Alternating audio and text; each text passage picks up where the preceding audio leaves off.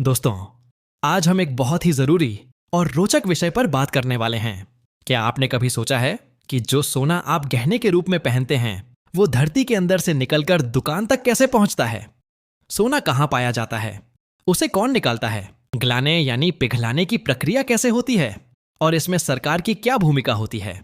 आज का यह वीडियो अंत तक देखिए, क्योंकि इसमें आपको गोल्ड माइनिंग की पूरी सच्चाई मिलने वाली है। भाग 1, सोना धरती में कहां पाया जाता है? दोस्तों, सोना धरती के अंदर चट्टानों और मिट्टी के बीच पाया जाता है। यह सीधे चमकता हुआ नहीं मिलता, बल्कि पत्थरों के अंदर बहुत छोटे कणों के रूप में होता है।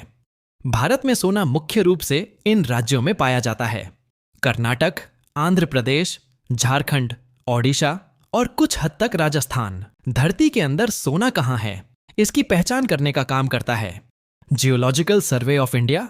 यह सरकारी संस्था जमीन की जांच करती है और सरकार को बताती है कि कहां सोना मिलने की संभावना है। भाग 2, गोल्ड माइनिंग की अनुमति कौन देता है?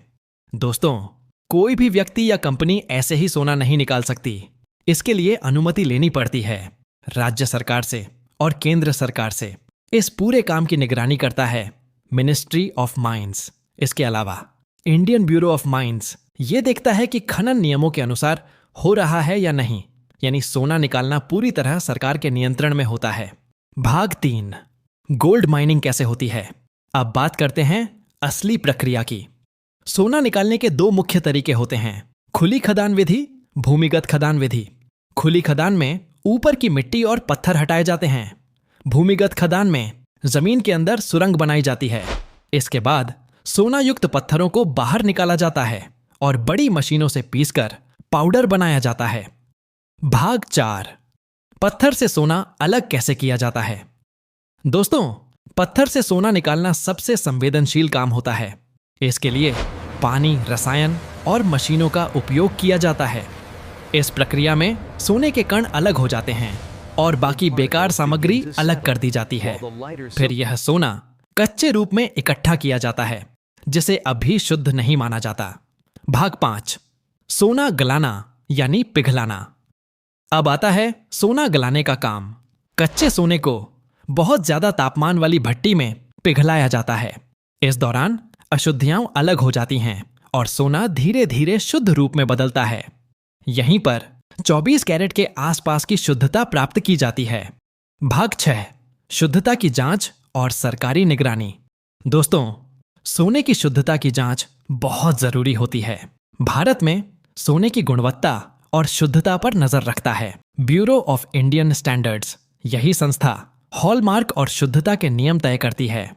सरकार यह भी देखती है कि कोई मिलावट न हो, कोई धोखाधड़ी न हो और पर्यावरण को नुकसान न पहुंचे। भाग 7, सोना बाजार तक कैसे पहुंचता है? शुद्ध होने के बाद सोना बिस्कुट या ईंट के रूप में तैयार किया जाता है। इसके बाद यह जाता है सरकारी भंडार, बैंक या अधिकृत रिफाइनरी में। फिर यहीं से ज्वेलरी निर्माता इसे खरीदते हैं और गहने बनाए जाते हैं, जो अंत में आपके पास पहुंचते हैं।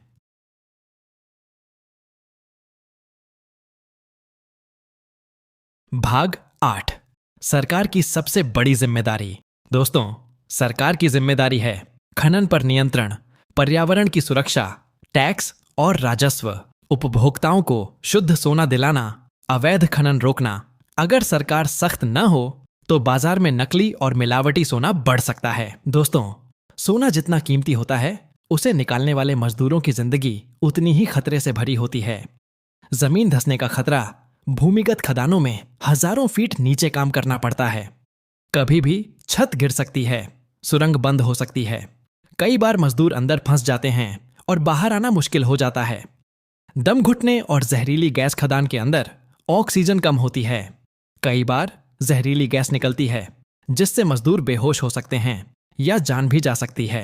ज्यादा तापमान और पानी, जमीन के अंदर बहुत ज्यादा गर्मी होती है।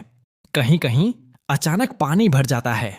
ऐसी स्थिति में काम करना बेहद खतरनाक हो जाता है। भारी मशीनों से हादसे, माइनिंग में भारी मशीनें, ब्लास्टिंग और तेज औजार इस्तेमाल होते हैं। एक छोटी सी गलती हाथ, पैर या जान तक ले सकती है।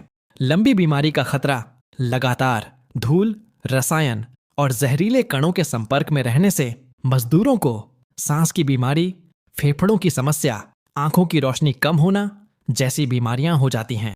परिवार से दूर जिंदगी। माइनिंग वर्कर को अक्सर परिवार से मतलब महीनों दूर रहना पड़ता है। न त्योहार, न सही इलाज, न सुरक्षित माहौल, यानी कम पैसे के बदले जिंदगी दांव पर। सच्चाई की बात दोस्तों, जो सोना हम आराम से पहनते हैं उसके पीछे किसी मजदूर का पसीना, मेहनत और कभी कभी जान तक लगी होती है। भारत बनाम विदेश, गोल्ड माइनिंग में क्या फर्क है? 1. टेक्नोलॉजी का अंतर। भारत में कई खदानों में अब भी पुरानी मशीनें और सीमित ऑटोमेशन। इंसानी मेहनत ज्यादा, मशीनों पर निर्भरता कम। विदेशों में जैसे ऑस्ट्रेलिया, कनाडा, हाईटेक मशीनें, रोबोट, ड्रोन, कम मजदूर, ज्यादा ऑटोमेशन, जोखिम कम, काम तेज। 2. सुरक्षा व्यवस्था। भारत में हेलमेट, मास्क, सेफ्टी नियम हैं, लेकिन हर जगह सख्ती से पालन नहीं। हादसे होने की संभावना ज्यादा। विदेशों में सुरक्षा नियम बहुत सख्त, छोटी गलती पर भी काम रोक दिया जाता है। मजदूर की जान पहली प्राथमिकता। 3. मजदूरों की जिंदगी और सैलरी। भारत में मजदूरी कम, लंबी शिफ्ट, जोखिम ज्यादा। परिवार से दूर रहना आम। विदेशों में सैलरी काफी ज्यादा, काम के घंटे तय, बीमा, मेडिकल सुविधा, छुट्टियां। 4. सरकार का कंट्रोल। भारत में खनन की अनुमति और निगरानी करती है। मिनिस्ट्री ऑफ माइंस जमीन की पहचान में मदद करता है। Geological survey of India. नियम अच्छे हैं पर जमीनी स्तर पर चुनौतियां हैं। विदेशों में नियम बहुत साफ, उल्लंघन पर भारी जुर्माना, अवैध खनन लगभग नामुमकिन। 5. पर्यावरण सुरक्षा। भारत में पर्यावरण नियम मौजूद, लेकिन कुछ जगहों पर नुकसान हो जाता है। अवैध खनन से जंगल और पानी प्रभावित। विदेशों में खनन के बाद जमीन को दोबारा ठीक किया जाता है। पानी, जंगल, जानवरों की सुरक्षा पर जोर। 6. उत्पादन मात्रा। भारत में सोना निकलता है कम मात्रा में, इसलिए भारत को सोना इंपोर्ट करना पड़ता है। विदेशों में बड़े पैमाने पर उत्पादन, वही देश दुनिया को सोना सप्लाई करते हैं। भारत में गोल्ड माइनिंग मेहनत ज्यादा, टेक्नोलॉजी कम। विदेशों में टेक्नोलॉजी ज्यादा, जोखिम कम। इसी वजह से भारत ज्यादातर सोना बाहर से मंगाता है। तो दोस्तों, अब आप समझ गए होंगे कि सोना धरती से निकलकर आपके गहनों तक पहुंचने में कितनी लंबी और जिम्मेदारी भरी प्रक्रिया से गुजरता है। अगर आपको यह वीडियो जानकारीपूर्ण लगा हो तो लाइक करें, शेयर करें और ऐसे ही ज्वेलरी से जुड़े सच्चे और जरूरी वीडियो के लिए चैनल को सब्सक्राइब करना न भूलें। धन्यवाद दोस्तों।